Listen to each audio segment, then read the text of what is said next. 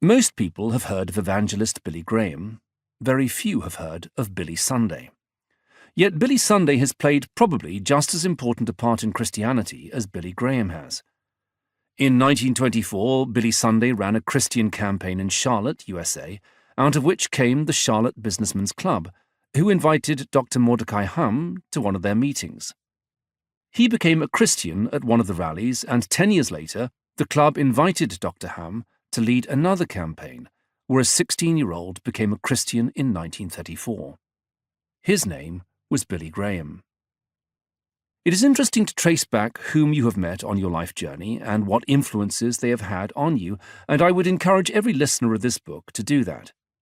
For many people, they are just meetings of coincidence, but Christians believe they are God incidences, and that God brings people into contact for a purpose, such as to help someone discover Christianity. Also, it is fascinating to trace back and see how many people over many years have been involved in bringing someone to faith. One such person is Berti Dosti, who became a Christian even though he was a communist captain in the Albanian army. This closed country had a dictator, Enver Hoxha, who ruled with a rod of iron from 1941 until his death in 1985. He proudly declared in 1967 that his nation had abolished God and it had become the world's first atheistic state. I first met Berti Dosti in May 2009 when I had been made redundant after 37 years in journalism and was wondering what to do next. I wrote to 6 charities I had supported all my life and offered to write for them for free. One of them invited me to go on a trip with them to Albania. I was delighted, as I had always been intrigued by this country, which had been cut off to the rest of the world for more than 40 years. There I met the former Captain Dosti and now Pastor Dosti.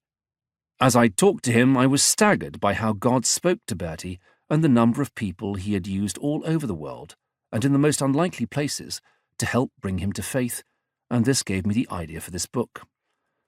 Albania, or in Albanian Shqiperia, translated as the land of the eagle, had been a forgotten country, but when Hoxha died in 1985, it opened its borders again to the rest of the world.